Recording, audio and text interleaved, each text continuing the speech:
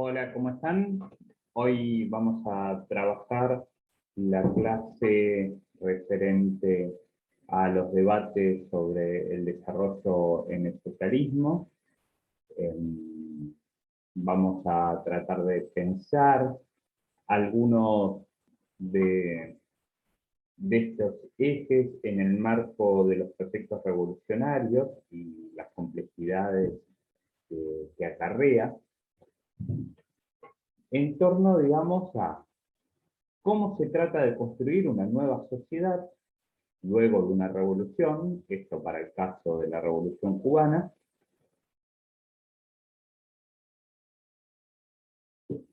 y algunos datos también sobre lo que vamos a denominar los dilemas, las grandes problemáticas de los proyectos de autogestión obrera, sea en el marco de procesos revolucionarios o de disputa revolucionaria, como el caso de la Guerra Civil Española y de la Revolución en el marco de la Guerra Civil Española, como más específicamente en el marco de algunos procesos de autogestión obrera, de fábricas recuperadas y demás, por ejemplo en el caso del París del Frente Popular. Y cosas que podríamos también referirnos y comparar con distintos proyectos planteados en las fábricas recuperadas en Argentina o en el marco, sí, en Argentina especialmente en el marco de los últimos años, ¿no? Proyectos como el de Sanón y que es el más exitoso y tantos otros que por distintas razones han fracasado. Ahí yo, digamos, solamente como un planteo muy general y después nos metemos un poquito a pensar algunos de los debates que propone el Che Guevara, eh, debates que retoma Tablada en su texto El pensamiento económico de Néstor Che Guevara, y algunas referencias al excelente libro de Michael Sedgman, Los obreros contra el trabajo, del cual vamos a ver solamente la introducción. Pero que les recomiendo si tienen ganas de leerlo. Creo que lo estudié entero, si no lo recuerdo, y si no lo estudié entero, me lo pueden pedir si quieren.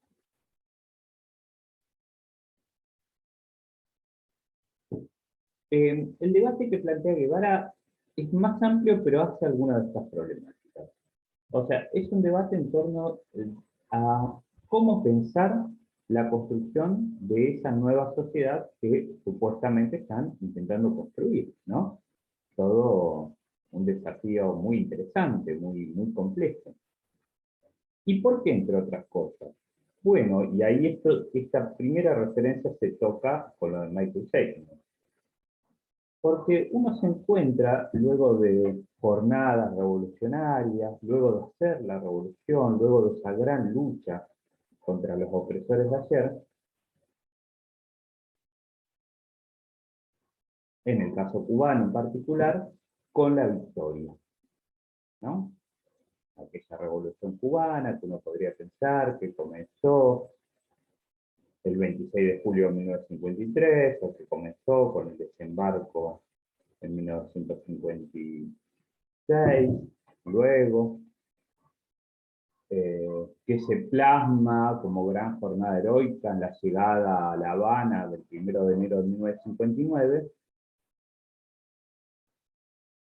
y uno imagina, ¿no? Digo, traten de pensar esta situación casi, un poco casi trágica, ¿no? Uno hace la revolución, eh, ustedes son obreros, de la caña azucarera, para pensar en el caso de Cuba, obligados durante toda su vida a trabajar extenuantes jornadas de laburo, despertándose a las 4 de la mañana, entrando a trabajar al surco a las 5 de la mañana, trabajando jornadas de 12 horas bajo el sol, no pudiendo alimentar bien a sus familias en muchos casos. A partir de hacerse consciente de esas grandes injusticias, se suma a un proyecto transformador, a un proyecto revolucionario, pelean en el marco de este proyecto revolucionario, se juegan la vida, quizás ustedes terminaron vivos, eh, entran a la revolución, digamos, hacen la revolución, pero muchos de sus compañeros, de quienes ustedes conocían, tal vez también del surco, tal vez murieron en el marco de esa revolución, en el marco de esa lucha. ¿Y qué sucede, digamos, como cuestión casi drástica, pero problema muy concreto? Al otro día de hacer la revolución, los dirigentes revolucionarios le tienen que estar pidiendo a vos, a ustedes, obreros revolucionarios que hicieron la revolución, que vayan a trabajar. ¿Por qué? Porque lo primero que hay que garantizar, sobre todo después de un proceso de guerra civil, de un proceso revolucionario, de un proceso muy destructor de las condiciones materiales de existencia, como es toda guerra, o sea, después de toda guerra, la sociedad queda destruida o relativamente destruida, es difícil garantizar la producción de los medios necesarios para la vida, es difícil para las familias trabajadoras acceder a los productos necesarios para vivir, hay problemas de abastecimiento, hay problemas muy serios de distribución, pero siempre acuérdense que la economía no es solo producción, sino también distribución y consumo. ¿Sí? Si ustedes producen los materiales, los bienes necesarios para la vida, comida, ropa, más, pero no son capaces de llevarlos a los centros de consumo necesitados, porque los caminos están destruidos, porque eh, no hay medios para transportarlo, camiones, trenes, aviones, bueno, el problema es el mismo, ¿sí? O sea, la gente de ese lugar se queda sin poder acceder a los medios necesarios para la vida, y estando los productos producidos, en el caso cuando el problema son los de distribución, pueden morirse de hambre igual. ¿Sí? Problemas trágicos. Entonces se encuentran con que hicieron la revolución y el dirigente revolucionario lo primero que les tiene que pedir, es un problema trágico tanto para ustedes como obrero como para el dirigente revolucionario, es, por favor vayan a trabajar y traten de producir más gente, o lo mismo. Pero en general les van a tener que pedir encima que traten de producir más. ¿Por qué? Y porque los sectores burgueses van a estar boicoteando la producción, porque muchos de los técnicos formados a través de la burguesía se van a ver escapados o no van a querer producir, porque van a ver afectados parte de sus privilegios recientes, porque los dueños de las fábricas se van a ver idos, quizás llevándose parte de la tecnología y del conocimiento técnico productivo. Bueno, son todos problemas muy graves que hacen a la dinámica de todas las revoluciones. Los primeros obviamente que vivieron este problema en grande fue la Revolución Rusa de 1917, un poco ya lo vimos, ¿no? Cómo van tratando de modificar, cómo primero es la economía de guerra en el momento de mayor confrontación, luego es esta idea del paso atrás para poder volver a avanzar, que es la nueva política económica de Lenin, y luego son esos proyectos de economía mucho más centralizada, planificada de los planes quinquenales de Stalin y que siguieron luego de la muerte de Stalin, que fueron sumamente exitosos en términos de proyectar a la Unión Soviética como una economía industrializada y como una nueva potencia mundial, pero muy deficitarios en términos de construir la conciencia del socialismo y de un proyecto justamente rupturista con el orden capitalista. Esa contradicción va a ser a la que le va a prestar especial atención el Che Guevara. Y la otra contradicción, la de que los obreros que hicieron la revolución fundamentalmente para tratar de no laburar tanto, y que así parece hasta como si uno le pusiese una carga moral, pero es así. O sea, ¿qué busca un obrero? Que su vida no sea solo trabajo. ¿Cuál es el origen de la lucha revolucionaria? Que, no, que la vida, que este corto transcurrir que tenemos en el mundo, no esté solo obligado a trabajar, trabajar y trabajar, que pueda hacer algo más, ¿no? Y de repente el obrero se encuentra con que hizo la revolución y lo primero, de nuevo, que se le reclama es, mirá, necesitamos que sigas produciendo, porque si no, no tenemos cómo producir lo necesario para la vida, ¿no? Este segundo eje, el Che un poco lo toca, ya vamos a ver en qué, pero sobre todo lo toca Michael Serra. Bueno, entonces, en torno al tema de la Revolución Cubana, hay dos grandes cuestiones que el Che va a revisar. Una es lo que se va a denominar el debate entre lo que el Che Guevara proponía, que era el sistema presupuestario de financiamiento, un proyecto, digamos, de una economía centralizada y planificada fundamentalmente desde el Estado, donde dejase de tener centralidad la ley del valor en términos económicos, o sea, la idea esta del tiempo de trabajo socialmente necesario como criterio para fijar el valor de determinados productos, y donde también dejase de organizarse la sociedad en torno a la distribución, el intercambio y el consumo de mercancías, ¿no? Guevara planteaba que para romper con la lógica capitalista, para realmente poder hacer una revolución que sea sustentable y sostenible en el tiempo, había que enfrentar y avanzar en medidas, en proyectos que vayan disolviendo esas formas de organización de la sociedad que alimentaban e incentivaban el individualismo. ¿Sí? Luego vamos a ver un debate muy interesante en torno a eso, que es el de estímulos morales versus estímulos materiales. ¿Sí?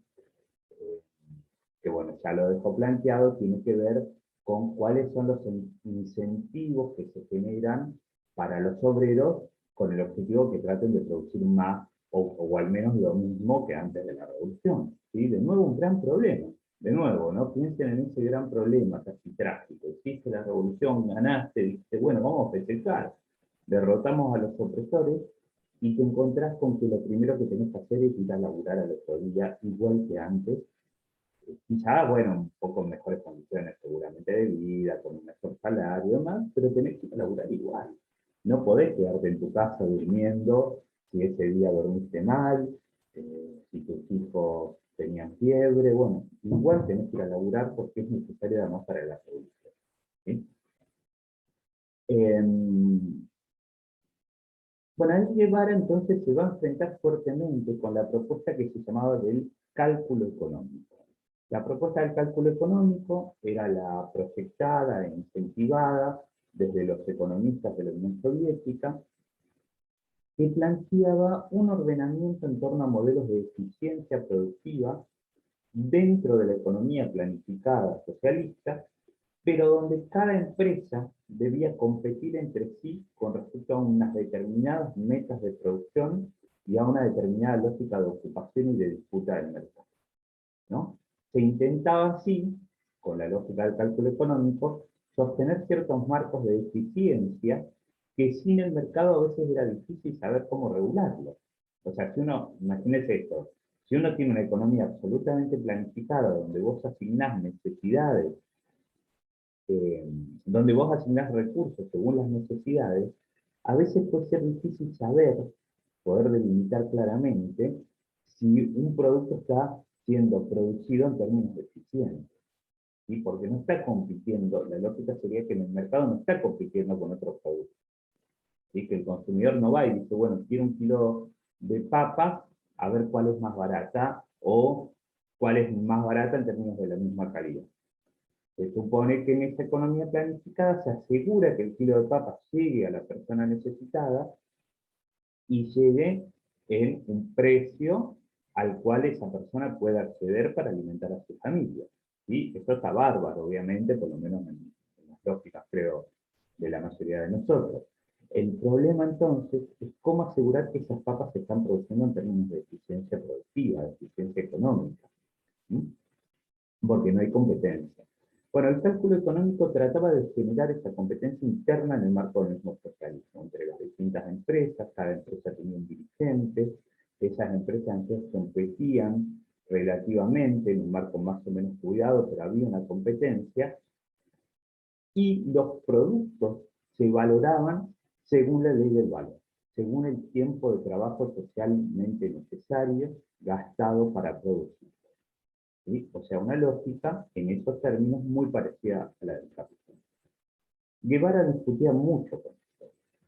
Hay un texto de Guevara súper interesante que creo que no lo vi, pero para no darle tantas cosas, a ver, me voy a fijar mientras sigo hablando, porque a veces no se olvida, que es, no lo vi, pero que les recomiendo buscarlo, que es El socialismo y el hombre en Cuba, donde Guevara discute fuertemente con estas propuestas. Y hay otro texto, más en términos teóricos, ¿no? El texto que les di sobre el sistema presupuestario de financiamiento es un texto más técnico, donde Guevara propone, plantea su propuesta de este modelo económico, ¿no? Y la sustenta justamente en cuestiones de la conciencia, fundamentalmente, ¿no? Marx, el planteo sobre la liberación de la conciencia de las personas, de, de la necesidad de salir de la sociedad capitalista, y de cómo, bueno, muchas de las propuestas que se habían seguido en la Unión Soviética servían para proyectar el desarrollo de la Unión Soviética como potencia industrial, pero no servían y hasta eran contradictorias con la necesidad de generar el fenómeno de conciencia que impulsase la necesidad de la transformación hacia un proyecto revolucionario. Voy a ponerle pausa un segundo. Lo que voy a hacer mejor es frenar acá, así no hago un video también. Y seguimos en